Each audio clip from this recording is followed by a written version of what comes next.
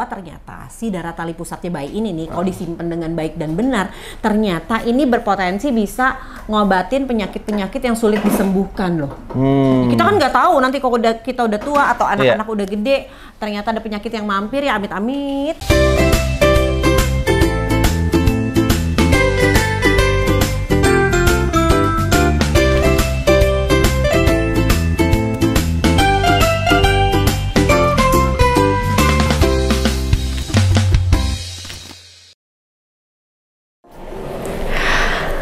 Sobat Mike, apa kabar? Sobat Mike, hari ini kita mau kasih kabar gembira nih buat Sobat Mike, Bunda dan Balin. Mau ngajakin Sobat Mike masuk ke dalam apartemen. Tuh, banyak banget di Instagram yang pengen lihat isi apartemennya katanya. Kita tuh sebenarnya agak gimana ya? Soalnya aku sama Indri tuh kan suka banget rumah yang rapi, terus didesain dengan baik. Jadi waktu bikin apartemen ini tuh udah pakai arsitek untuk ngatur ruangan-ruangannya ya kan Balin.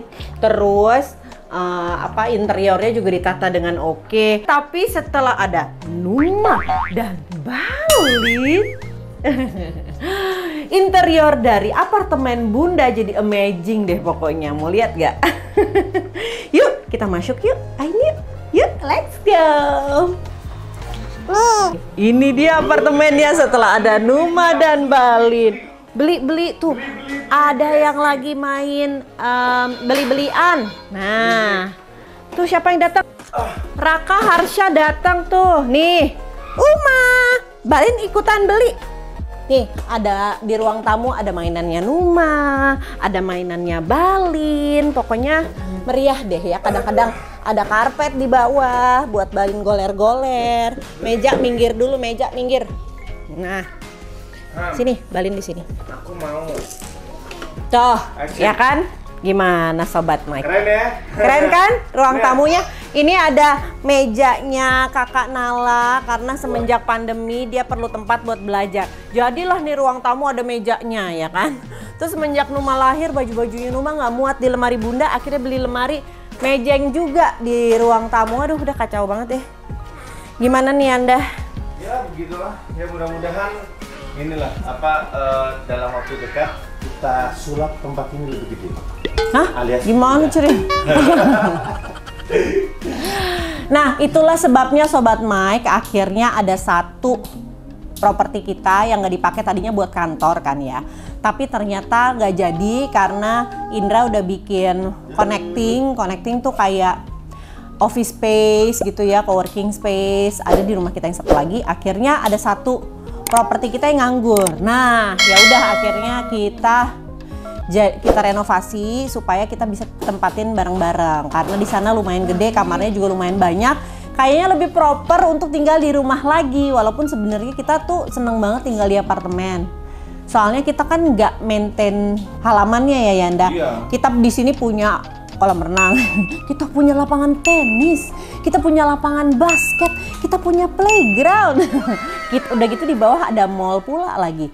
Nah itu kita nggak ikutan maintain, nggak repot, kita cuma beres-beres dalam apartemen aja, udah dan nggak susah gitu ya. Begitu, iya sayang, oh Bunda mau difoto, cekrek. Iya, fasilitas umumnya itu kita udah nggak usah ngurusin gitu ya. Jadi mulai dari kolam renang, jogging track, taman, dan bahkan kita punya bioskop, punya mall, punya playground. Segalanya deh. Toko aja kita punya, restoran juga punya ya. Bukan punya kita tapi. Iya, tapi kan kita bisa ke bawah. Gitu. Itu kasih lihat dong ke Sobat Mike, Numa foto bayinya lucu-lucu banget. Nih, Uma kasih lihat. Kasih lihat dong. Sebentar. Jangan dipencet dong, Nak. Bentar. Tuh foto bayinya Numa lucu banget, nggak kerasa banget ya tuh. Numa kayaknya ini baru kemarin banget ya Anda. Tuh. Aduh sekarang Numa, udah umurnya udah segini. Ya ampun bayi banget Numa masih merah. Ini umurnya masih belum 2 minggu. Iya, baru ya 2 minggu kali ya. 2 minggu. Umur 2 minggu ya Allah. Tuh Numanya udah segede gini. Udah mau 2 tahun loh. Numa udah mau ulang tahun kedua. Balin juga nggak kerasa udah mau setahun. Udah berapa bulan ya sekarang? 8 bulan apa 9 bulan tuh Balin? 8 bulan. Iya. nggak kerasa Ya Allah, banget. Mama. Walaupun punya 2 bayi, banyak banget yang nanya ya di Instagram, nggak repot tuh Mbak punya 2 bayi? Repot sih ya dah. Kalau bicara repot sih repot banget gitu. Tapi ya itu tadi karena kita punya support system yang cukup membantu kita ya Siapa? sayang ya. Raka. Ada Raka, Nala. ada Nala, ada Mima, ada Oma, ada tantenya, anak-anak juga yang Teh tinggal bareng Ina, kita. terus ada Mbak Inten. Jadi cukup membantu banget ya. Oper-operan ya. Oper-operan. Jadi kita nggak bisa sendirian. Gitu. Kalau orang Balin, ngomong suka ngeliatin. kalau orang ngomong suka ikut sibuk Balin. Gitu. Tapi sebenarnya Iya. nikmatin banget dengan si 2 bayi ini karena nggak kerasa ya Yanda ya. Kemarin tuh kayaknya baru lahir banget, Bener. sekarang Numa udah lari-larian.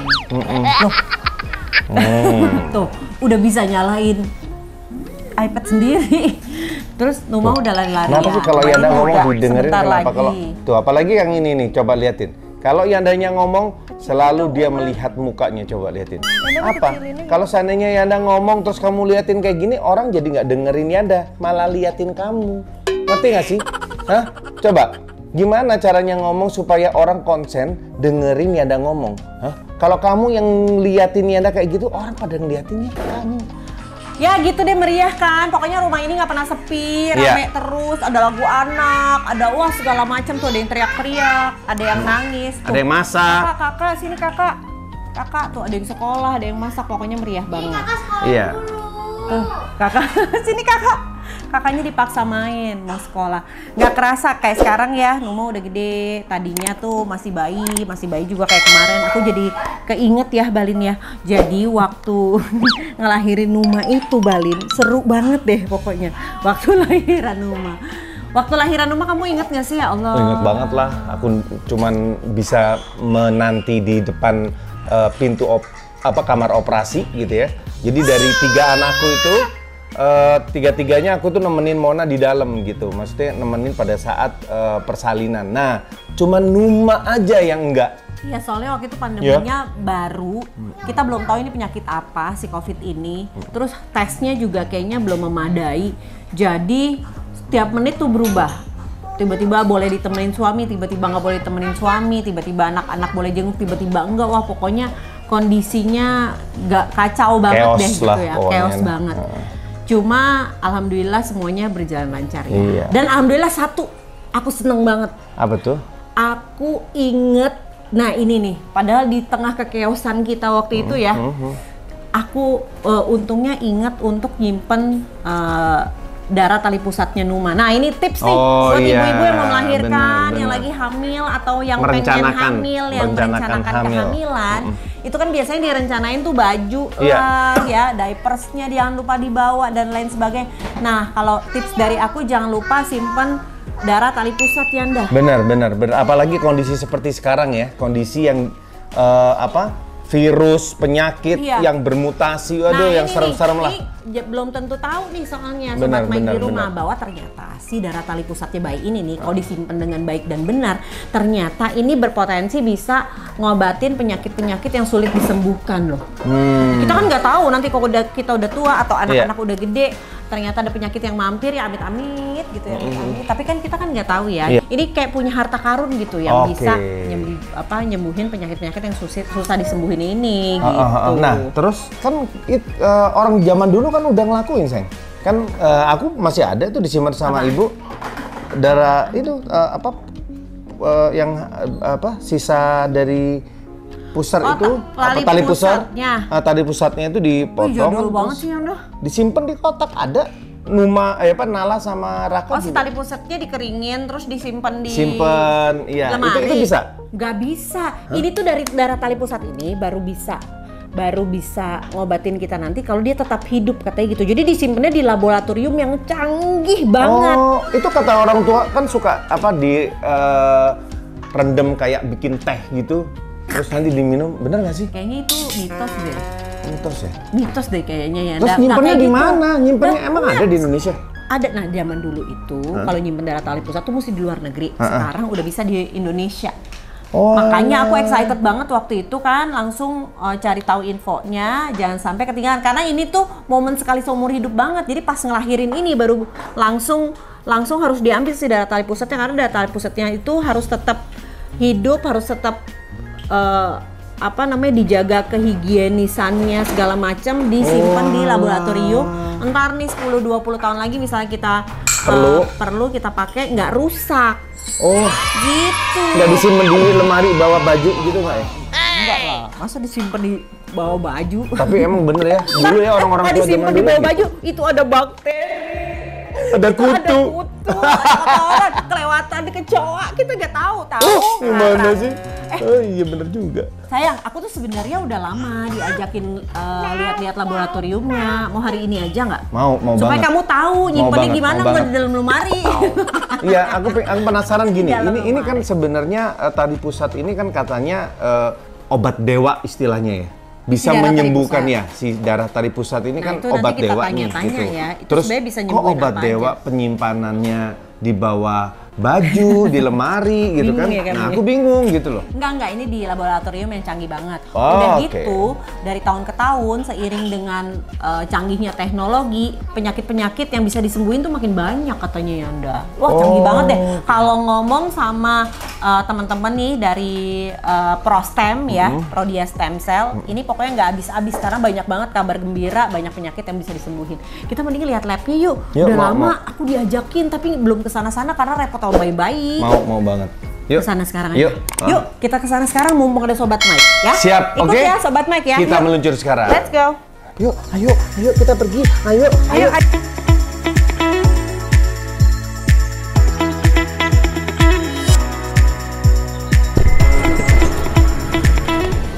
Sampai deh kita nih di laboratorium Prostem. Ini tempatnya canggih banget katanya Yang. Makanya aku pengen lihat langsung nih laboratoriumnya yang kayak aku apa. bikin penasaran itu tadi yang kita obrolin gitu. Itu Apa? kan aku taunya nyimpennya kalau ibu-ibu kan suka ya pokoknya tali pusarnya terus nanti ditaruh di suatu tempat, direndam terus nanti diminum. Nah, kayak gitu kan. Iya bener. Nyimpen-nyimpen Oh kan iya gitu. bener. Iya bener Sobat Mike. Ibu-ibu zaman dulu tuh ya suka nyimpen si tali pusatnya bayi tuh ya.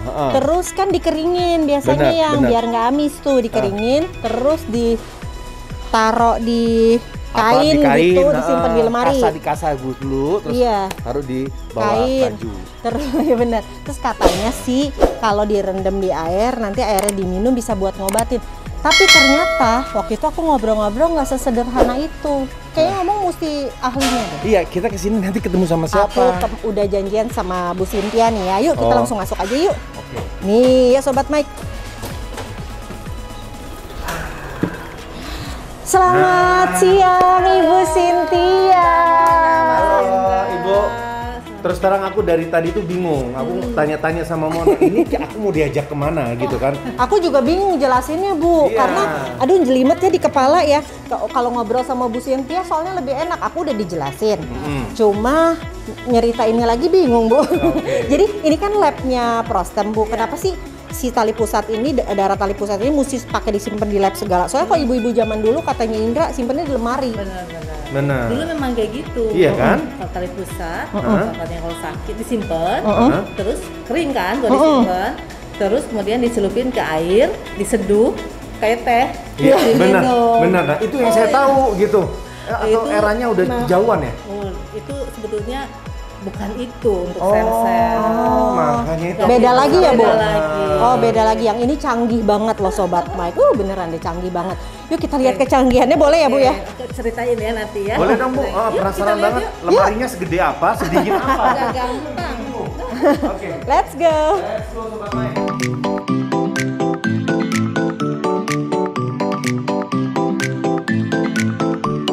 Nah, kita masuk ke laboratorium pengolahan stem cell.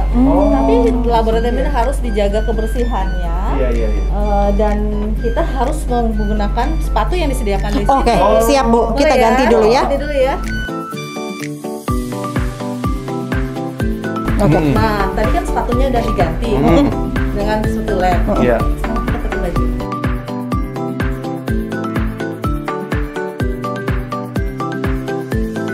Ya, setelah kita pakai baju nih, Oke nih Bu ya. sepatu udah diganti, ada yang di luar, nggak bawa penyakit, nggak Ya. bawa debu dari luar.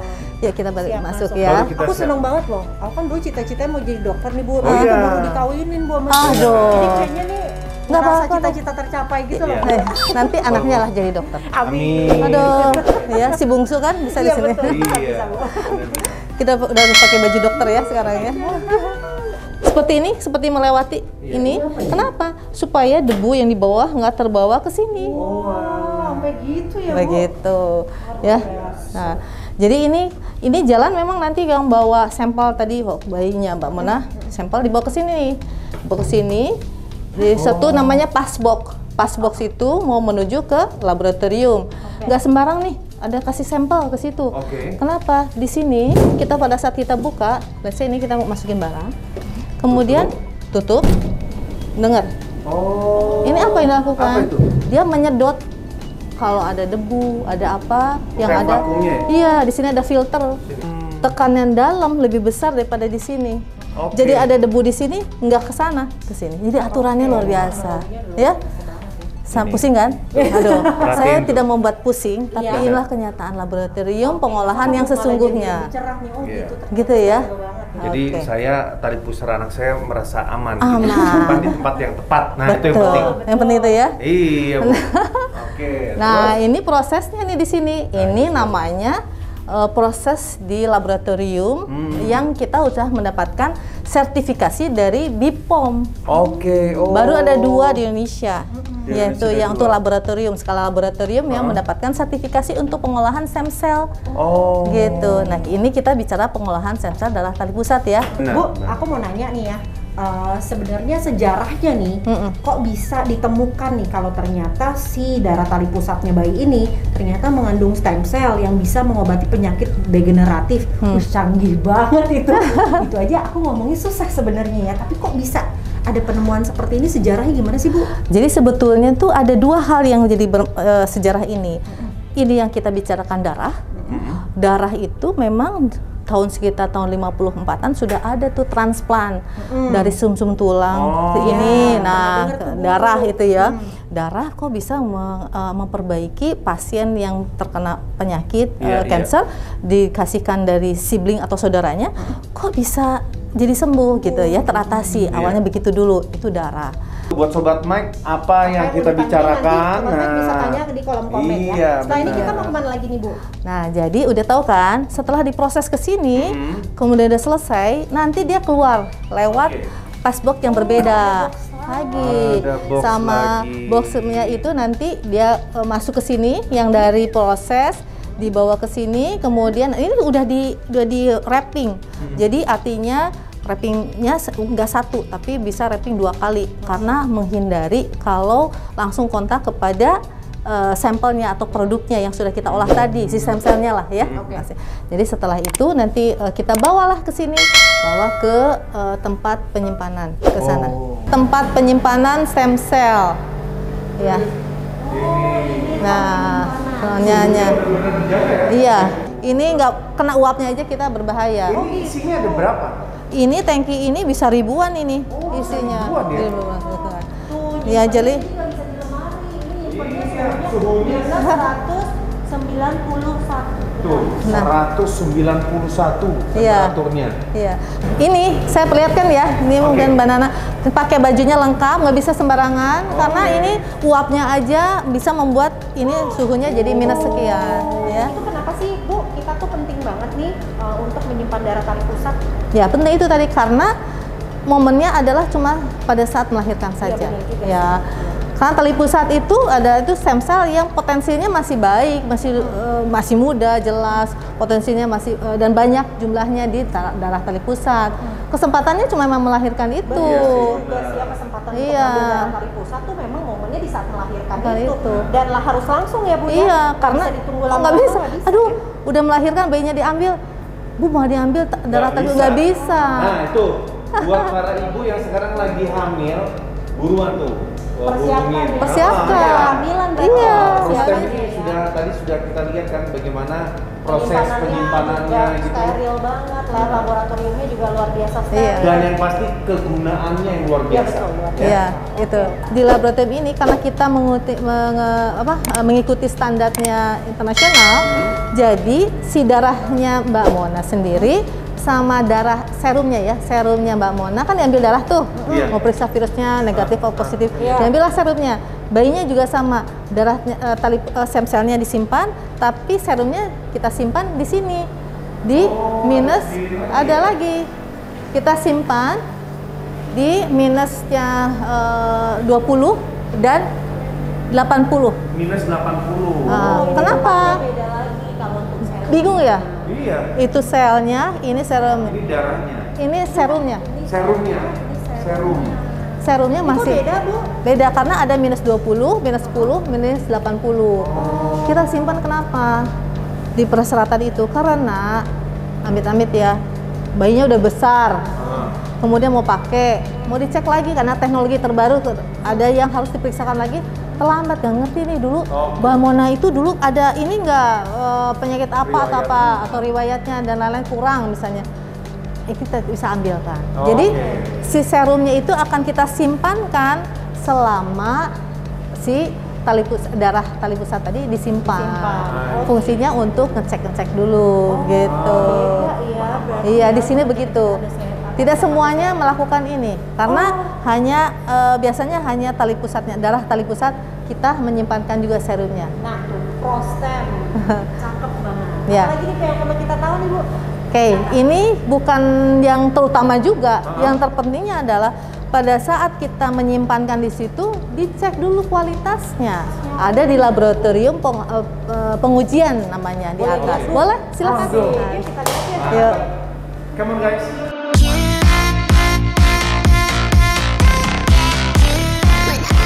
Nah, Ini apa lagi nih, Bu?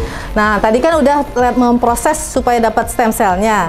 Nah, sekarang adalah laboratorium yang untuk menguji kualitas dari stem cell yang diproses tadi. Kayak gitu yang mau saya tanyain, Bu. Itu gimana cara ngujinya si stem cell ini bisa berguna buat penyembuhan. Iya. Itu Betul. kualitas. Jadi pengujian di sini bukan hanya udah produk jadi. Jadi selama nanti diproses itu diuji terus apakah mengandung mikroba atau tidak. Kalau sudah diproses ke ujung akhir, tiba-tiba di ujungnya ada mikroba juga akhirnya kelamaan dan biayanya besar ya keluarnya. Jadi dari awal pun kita ambil ke sini untuk diuji dulu. Kemudian sesuai dengan peraturan Menteri Kesehatan ya, yang sekarang nomor 14, yang dulu nomor 48 disebutkan bahwa penyimpanan darah tali pusat, stem cell darah tali pusat dari orang-orang Indonesia itu disimpan di wilayah NKRI gitu. Jadi sebaiknya disimpankan di Indonesia. Ya. Oke. Waduh, seneng banget ya hari ini diundang sama Prostem, jadi bisa lihat-lihat nih lebih jelas lagi gimana penyimpanannya steril banget ya tadi ya. Wah, steril banget gitu ya kayaknya ya. Udah penyimpanannya steril, ternyata diperiksa juga kualitasnya dan lain sebagainya. Mudah-mudahan bisa bermanfaat buat kita sekeluarga ya. Dan ini yang penting buat aku sih, aku mau kasih tahu sama orang tuaku untuk itu udah nggak bisa kepake tali pusat yang sekarang disimpan di lemari. Nah, itu ternyata udah nggak kepake. Sekarang udah ada teknologi yang lebih canggih lagi Benar, ya. benar. Jadi jangan ragu nih buat para ibu, calon ibu Iya, ya. calon Atau mungkin ibu. sekarang mungkin ibu-ibu yang lagi hamil boleh tuh mulai didiskusikan sama suaminya untuk Benar. menyimpan darah tali pusat anaknya di prostem. Karena yang udah terpenting lihat kan, itu kita udah keliling-keliling kan? dan yang paling penting adalah kegunaan manfaat dari penyimpanan tali pusat ini yang Ya, bisa mengobati penyakit bisa degeneratif. mengobati ya, benar. Oke, Sobat Mike, semoga informasinya bermanfaat. Terima kasih ya, Bu. Iya. Bu, Udah thank you diajak banget. keliling-keliling, udah dikasih informasi yang banyak juga. Semoga bermanfaat juga. Ya untuk semua sama-sama. Terima Sobat kasih Mike atas di rumah. kepercayaannya juga ke Prostem. Iya, terima Pasti. kasih banyak. Aku sih jadi yakin, semakin percaya bahwa memang tali pusat anakku itu tersimpan dengan baik. Baik, betul. Gitu. Oke, Sobat Mike, semoga Oke. informasinya bermanfaat. Jangan lupa like, comment, share, and Subscribe. subscribe. Bye.